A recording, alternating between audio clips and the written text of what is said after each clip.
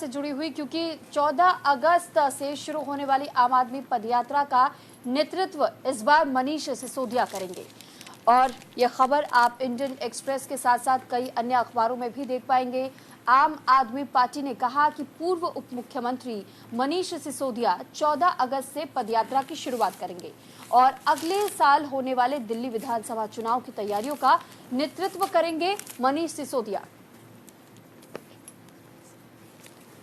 तो 17 महीने के बाद जेल से आने के बाद आपको बता दें सिसोदिया लीड करने वाले हैं पद यात्रा को। और देखिए इस खबर को जगह भी दे दी गई है। देखिए अगले साल होने वाले विधानसभा चुनाव जो होने वाले हैं उसको लेकर अब पार्टी जो है वह सीधे सीधे लड़ाई के मोड में उतर आई है। तो सिसोदिया टू बिगिन पद यात्रा on August 14 as energized up gets into the election mode। तो हम कह रहे हैं ना कि इलेक्शन मोड में आने की पूरी तैयारी में आम आदमी पार्टी इस वक्त जी जान से जुट गई है।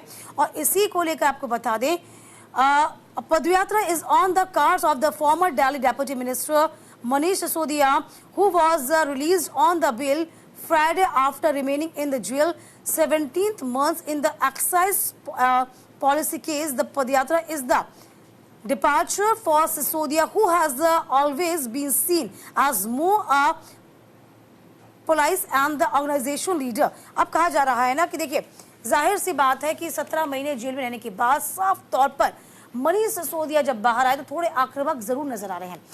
बीजेपी पर निशाना साधते हुए कह रहे हैं कि यहाँ पर जो सिसोदिया हैं या फिर अरविंद केजरीवाल हैं उनको बीजेपी लगातार फंसाने की साजिश कराए। हालांकि अब क्या राह आसान होगी अरविंद केजरीवाल के लिए, आम आदमी पार्टी के लिए, क्योंकि साफ तौर पर आम आदमी पार्टी और कांग्रेस ने लोकसभा चुनाव तो एक साथ लड़ा था INDA गठबंधन के तहत, लेकिन यहाँ पर विधानसभा चुनाव का जब जिक्र होता है तो राहें दोनों की अलग हो चुकी हैं।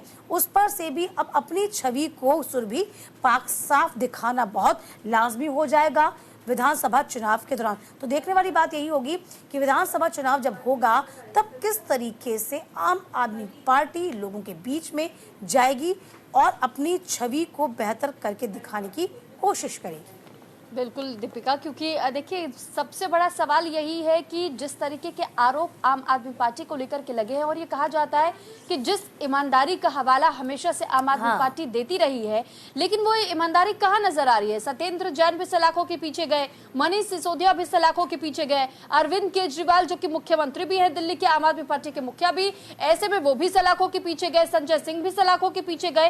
तो लगातार जब कई बड़े नेता अब तक जेल जा चुके हैं, जेल का रुख कर चुके हैं, तो फिर ईमानदारी के सबूत कहां आप पेश कर रहे हैं। आपने सवाल उठाए कि ईडी या सीबीआई अभी तक सबूत नहीं दे पाई है, लेकिन अपनी ईमानदारी के सबूत आम आदमी पार्टी भी नहीं दे पाई है, ये बीजेपी की ओर से कहा जा रहा है।